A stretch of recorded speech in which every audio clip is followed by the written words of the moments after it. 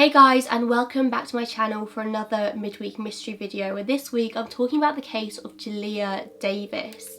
I first came across this case when I was searching for new podcasts to listen to, and someone recommended mile marker 181, and I haven't been able to stop thinking about it since. I've been wanting to talk about it on my channel for a really long time, but it's a bit of an intimidating story to talk about. There's so much to cover in this case, and I want to be able to do Jaleayah's story justice. Her mum and her sister dedicate their life to finding out the truth about what happened to Jaleayah.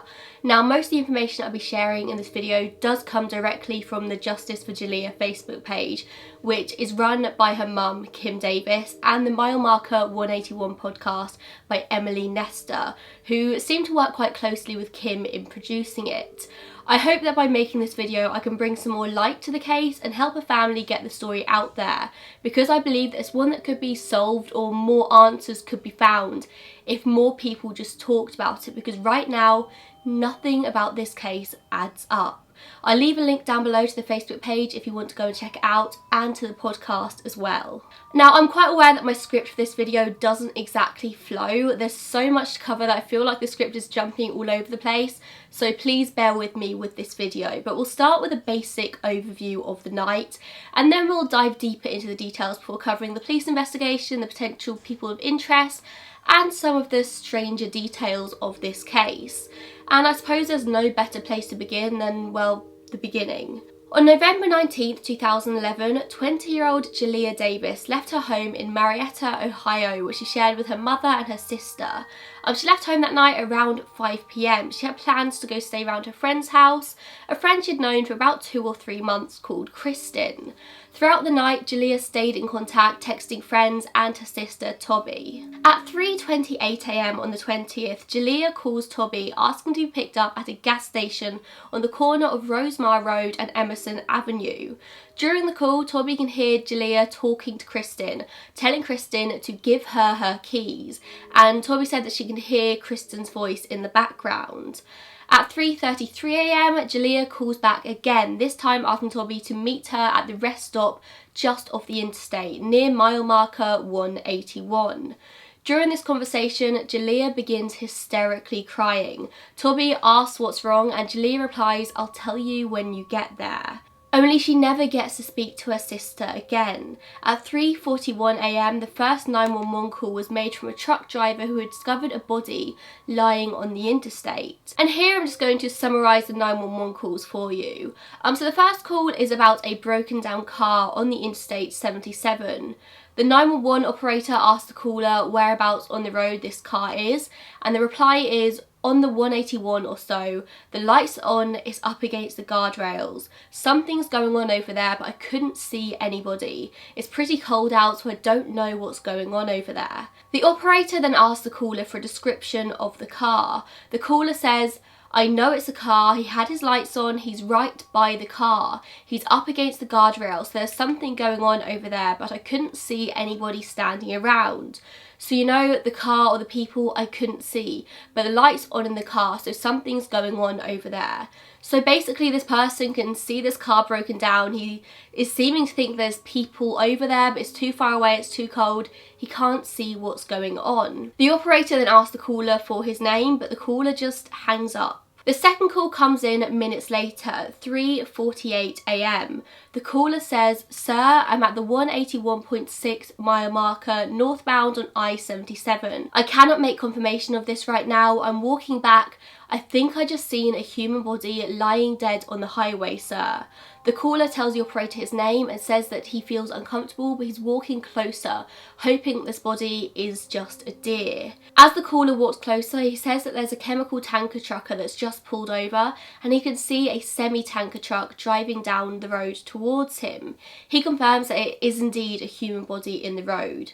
Jaleayah's body. The caller asks if he should start stopping traffic, as in his own words, this might be a crime scene, and he says that a vehicle has hit the body. So as this caller is looking at the body in the road, a truck's actually come down and hit the body once again. The operator requests that people turn their hazard lights on and that they illuminate the scene as much as they possibly can. The caller says, "Well, most of us are already past it, sir. I'm getting kind of like, sir, this is a crime scene. I'm just about positive.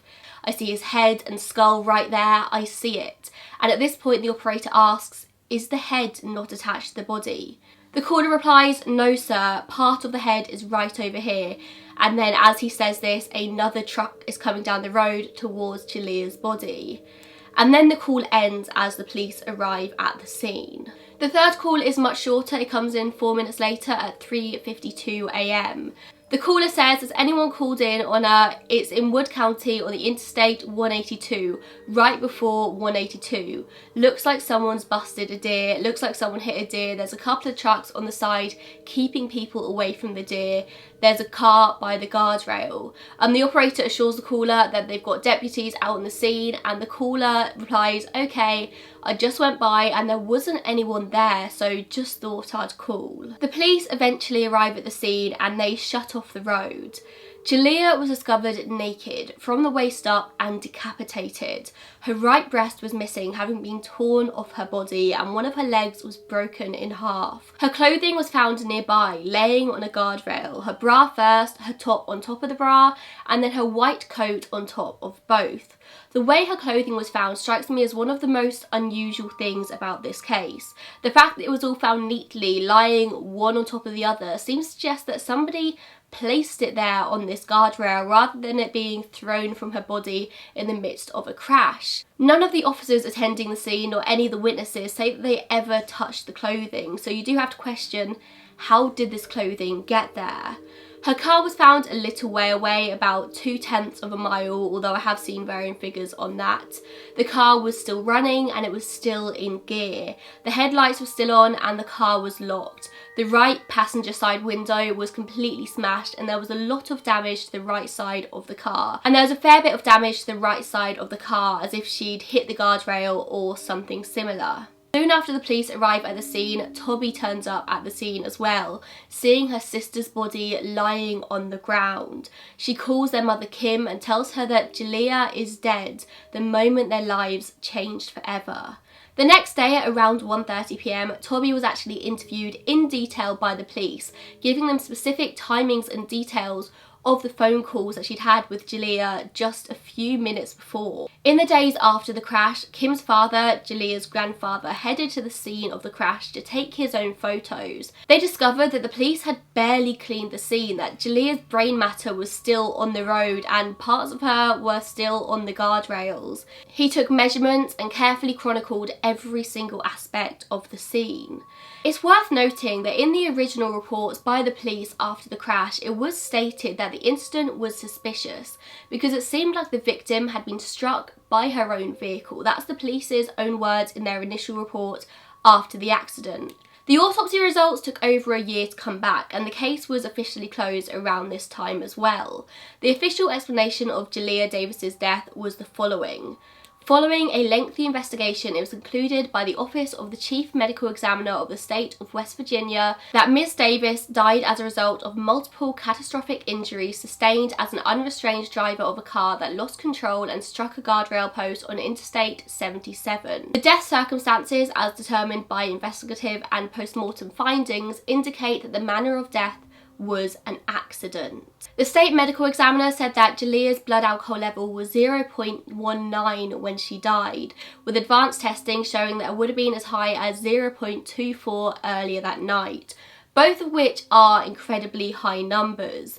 It would later be said that Jaleayah had apparently drank about 16 shots of vodka that night. So the official story, according to the police, is that Jaleayah was driving her car down the interstate at approximately 70 miles per hour. She was drunk and she wasn't wearing a seatbelt when she strikes the guardrail near mile marker 181. As the car scrapes down the guardrail, the side airbag is deployed and as a result, Jaleayah is catapulted from her seat out of the passenger side window, shattering it.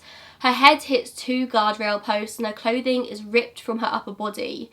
Her body is then flung over the car, hitting the roof and the trunk of the car before settling on the interstate. By this point, she is already deceased when 2 trucks hit her body. And that's the police's official version of events here. Like I mentioned earlier, her car was found 2/10 of a mile away north of her body. Her car was still running, it was still in gear, the doors were locked and the headlights were on. So does this sound like a reasonable explanation as to what happened to Jaleayah that night? Sure, if you don't know anything else about the case. And maybe this is exactly what happened. Maybe everything else is just a coincidence, a fluke. But we're going to spend the rest of this video exploring this case in depth, having a deep look at all of the strange things that suggest that maybe this case isn't as simple as just an accident, as the police do seem to insist. Kim Davis has dedicated her life to getting justice for Jaleayah, and we're going to explore all of the reasons why she thinks, and many other people think, there's so much more to this case than the police seem to believe. So let's take a deeper dive into Jaleayah's movements that night. Now I'm going to actually thank mile marker 181 for the timeline of this night, as I couldn't seem to find a straight timeline, an understandable timeline anywhere else that actually made sense. So this is quite a condensed timeline. Like I mentioned at the beginning of this video, if you really want to get into crazy amounts of detail about this case, I honestly cannot recommend the Mile Marker 181 podcast enough. This video is probably going to be half an hour to 40 minutes long. There are just hours and hours of details and facts about this case in the podcast, so definitely go listen if you want to. Like I said at the beginning of this video, Jaleayah leaves her home around 5 PM to go to her friend Kristen's house. They arrive at Kristen's house, they eat cookies, and they get ready together, most likely drinking at Kristen's house. They've got plans that night to go out. At approximately 9:30, the two arrive at somebody called Brian's house. Now, Brian had never met Jaleayah until that night, and he barely knew Kristen, but he was good friends with one of Kristen's friends, Freddie, who was also a name that you're going to hear a lot in this case. Now, throughout the night, Jaleayah is texting her sister constantly. She is keeping in touch. At 10:30 PM, Kristen, Freddie and Jaleayah go to pick up a girl called Katie. They then all go back to Brian's house and they continue drinking, getting ready to go out to a bar. Between 12:30 and 1 AM, they all head in Freddie's car to a bar called the Nip and Q, leaving Jaleayah's car at Brian's house. At 3 AM, they leave the bar to head back to Brian's house, possibly stopping at Freddie's apartment on the way back to this house. But this either happened before or after, according to different statements from different people, so we can't be 100% sure about that. At 3 AM, Jaleayah texts a friend called Chris and then speaks to another friend on the phone. This friend is called Brandon, and that's at 3:20 AM. Brandon said that he could hear Kristen in the background of this call. At 3:27 AM, Freddie is caught on CCTV at McDonald's drive-thru paying for his food with about 2 other people in his car. It seems like there's one person in the passenger seat and one in the back seat. But this CCTV footage isn't really clear. You can tell that it's definitely Freddie sitting in the driver's seat, but you can't see at all who's in the passenger seat and who's in the back. At 3:28 AM is when Jaleayah calls Toby and asks her to come meet her. Now, she's definitely still with Kristen at this point, as Toby said that she could hear Jaleayah on the phone telling Kristen, "Give me my keys," and calling her a bad friend and a bitch. There's obviously a little bit of tension between them at this point. At 3:33 AM, Jaleayah calls Toby again to confirm that she's on her way, but she changes the meeting spot to the rest stop. It sounds like Jaleayah is alone at this point and she begins crying on this call. A few minutes later, there was another call to Toby from Jaleayah's phone, but this was missed. At 3:42 AM, the first call comes into 911 about the car being up against the guardrail. So in the space of about 14 minutes, Jaleayah's been with Kristen arguing about the keys, and then somehow she's ended up dead in the middle of the interstate in 14 minutes. The police close up the road and begin their investigation. Now, I do want to say before I get into the friends and the friends' stories, that not a single one of these people were ever considered a suspect in this case. In the eyes of the law, every single person I'm mentioning in this video is completely innocent and have done nothing wrong. But I think it's important to share the stories with you so you can have a wider understanding of the case and come to your own conclusions. But in the eyes of the law, these people are all completely innocent. So at 7:35 a.m, so a few hours after the crash, 2 detectives arrive at Kristen's house to speak to her, but after plenty of knocking, there's no answer, and so they leave, just putting a card in the door. Now, Kristen already knew at this point, apparently, that Jaleayah had been in an accident after very briefly talking to Toby the previous night.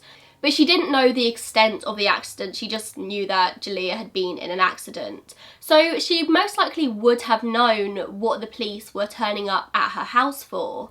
And she most likely would have been home, having only got in just a few hours beforehand. The police note that there were 2 cars on the driveway, one of which had a very thick frost on it, and the other one had a frost that was only just beginning to appear, perhaps suggesting that it had recently been driven. Katie, who'd been out with everyone the night before, voluntarily goes into the police station to give a statement the next day. Her statement pretty much matches the timeline that I mentioned previously, and I feel like it could also be important to mention that she is the daughter of a former police officer, and Freddie is also the son of a former police officer as well. Katie said that when they arrived back at Brian's house, she got out of Freddie's car and sat in the back of Jaleayah's car waiting to go home. But Jaleayah and Kristen were in the back of Freddie's car bickering because Kristen thought Jaleayah knew where house keys were, which she'd misplaced. They were just bickering over keys, which can also be backed up by Toby's phone call to Jaleayah as well, where they were arguing about keys. Katie then says that she got out the car and ended up going back into Freddie's car with Kristen, and the 3 of them go to the McDonald's, which we can see from the CCTV. We can see that Freddie went to McDonald's with other people in the car, but you can't see who these people are. Eventually, Freddie drops them off at Kristen's house, where Katie later gets a lift home around 4:15, 4:20. She was picked up by Chris, her ex-boyfriend, and the same person Jaleayah had been texting earlier in the night. She said that whilst they were at Kristen's house, they spoke to Toby on the phone, who said that Jaleayah had been in an accident, but Toby was too upset to give any more details. The main question that arises from this is that if Kristen and Katie were indeed with Freddie at McDonald's at 3:27 a.m, how did Toby hear Jaleayah talking to Kristen on the phone call at 3:28 a.m? This means either Jaleayah was in Freddie's car with Kristen, or the 2 of them were somewhere else entirely. Or Toby was mistaken, but seeing as she was the only sober person in the story and she told her version of events to the police the very next day with a pretty fresh mind, it seems unlikely that she'd be wrong here. And this is just a quick sidebar and a little bit of speculation on my behalf. Toby said that she heard Jaleayah saying to Kristen to give her her keys. In my mind, either Kristen took Jaleayah's keys because she thought Jaleayah had taken hers, which apparently they were bickering about in the back of Freddie's car, or she was trying to stop Jaleayah from drunk driving and Jaleayah was getting frustrated. Or it obviously could be something else entirely. I just thought I'd mention that because it could explain why they're arguing about keys. The next morning, Kristen hires an attorney before speaking to any law enforcement, which, to be honest, is probably the smart and the right thing to do in this case. If something goes wrong with the law and you think at all that you could be under any suspicion, the right thing to do is immediately to get a lawyer. But it does cast a small amount of suspicion on Kristen. Why was she so quick to get a lawyer? Also worth saying that Kristen was actually the granddaughter of the former sheriff. So that's Katie, Freddie and Kristen, all related to people who were in law enforcement. Kristen later said in a public statement that they decided to get legal representation straight away because they'd already heard a number of rumours about the death that morning, including that Kristen was involved in it. So in her head, it seemed like the smart thing to do to get a lawyer because there was already rumours going around. Apparently, upon meeting with the lead detective, Kristen gave a statement and was told from the get-go that she was not a suspect in this case, and that they'd already confirmed with both Freddie and Katie that she was with them at McDonald's. There's also a bit of a strange story about a keyring that Toby had apparently bought for Jaleayah. This keychain was a J that Jaleayah kept on her keys at all times. It was a simple keyring, but it would come to be pretty significant in Kim's eyes because after Jaleayah's death, Kristen allegedly started carrying it around, and people noticed this and they actually started messaging Toby to let her know that Kristen had her sister's keyring. Apparently some sources say that Kristen told people that Jaleayah gave it to her, others said that Jaleayah had just left it at her house. It's just slightly strange that Kristen suddenly has Jaleayah's keyring when their main argument that night, it seems, was over this set of keys. A keyring is a small thing, but it's very interesting in this case. And the police actually said that nothing illegal was done. Kristen wasn't illegally holding Jaleayah's keyring, and that they couldn't force Kristen to give the keyring back. The keyring was actually only given to the lead detective in the case after the case was officially closed, despite Kim and Toby trying to get it back long before then.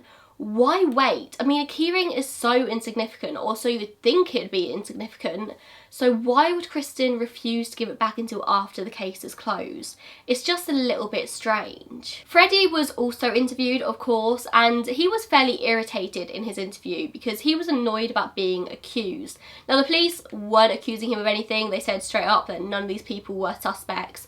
But apparently there were already rumours flying around town, which Kristen also said she'd heard. But of course it was proven that he was at the McDonald's drive-thru around the time that Jaleayah died. He couldn't have been on Interstate 77 and at McDonald's at the same time, so he was pretty much in the clear straight away. But strangely, he did actually sell his car 2 months after Jaleayah's death. Could be totally innocent, of course, a lot of people sell their cars, but a lot of people do think it's a strange thing in this case. And whilst we're on the subject of cars, let's talk about Jaleayah's car, which was carefully examined after the crash to see what information could be extracted from it. And there was a surprising amount you could find out from this car. Now, I'd already mentioned earlier the state this car was found in, still running, still in gear, with the headlights on and all the doors locked. The dome light inside the car was also on, which is the small light on the inside roof of the car. There was also a big crack in the window on the passenger side. Now, if Jaleayah had been catapulted forward when the car crashed, the crack should have been on the driver's side, not the passenger side. But as you can see from the photo I've posted, this massive crack looks like somebody's head may have hit it. It's on the passenger side, not the driver's.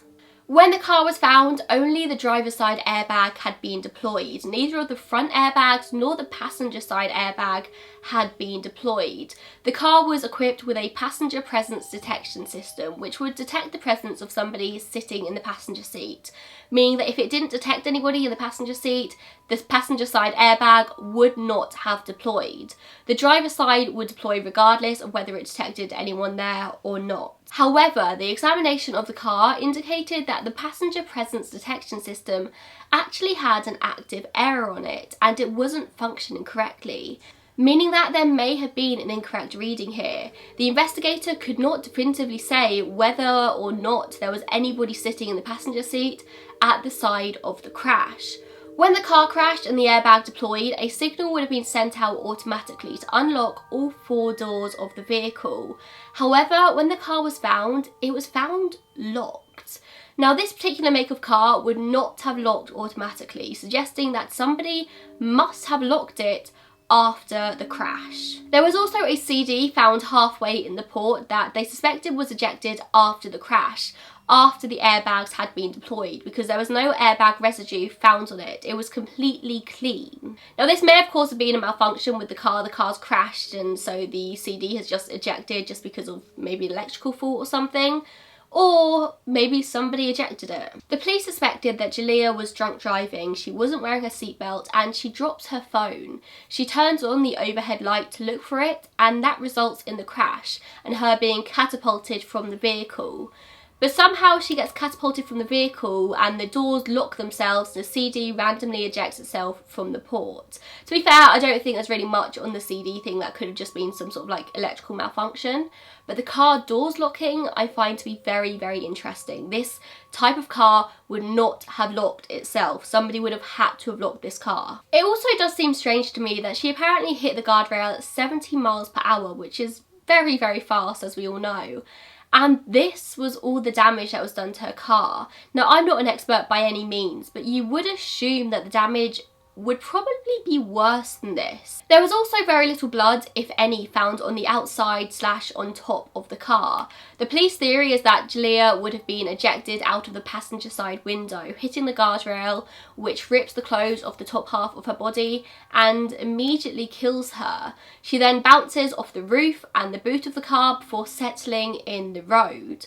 But the car shows very little evidence of this. There's no dents, there's no blood. You would think that a body flying up in the air and hitting the car would probably leave some kind of dent, but it doesn't. Kim believes that Jaleayah was actually dragged along the road by her own vehicle. There's blood all over the road that just doesn't match the police's theory that she simply hit the guardrail and fell into the road. It looks like she'd been potentially dragged along the road for a certain amount of time. Kim believes that somebody hit Jaleayah with her own car. The blood on the guardrail also tells a strange story, as it's not the outside of the guardrail, it's the inside of the guardrail that's covered in blood, one of the posts. Now I'll post a photo to make it clearer what I mean, but if she was ejected from the car onto the guardrail, it seems like this would be a very unlikely place for her to hit. So let's just go over all of the things that don't quite sit right with this case, just to round it all up. So the clothes were neatly stacked on top of one another on the guardrail. There were a lack of marks on the outside of the car, no dents, no blood. The car was locked after the accident. The friends' timelines don't match up to the phone records. How could Kristen be at McDonald's with Freddie at 3:27 when apparently she's in the background of Jaleayah's phone call to Toby at 3:28 AM? And there's also all the weirdness around the keyring that just seems very, very strange to me. Nothing quite matches up to the police's explanation of what happened here, and perhaps there is another simple explanation that would answer all of these questions, but there's no denying that there's some very strange things going on with this case, and you can't ignore the fact that all three people involved in the story are closely related to law enforcement, so maybe the police would be more likely to help them out. I think it's clear that people in this case aren't telling the whole truth. It could just have started off as simple as not wanting to get into trouble for drinking underage or drink driving, or maybe it's as bad as one of these people being guilty of murder or manslaughter.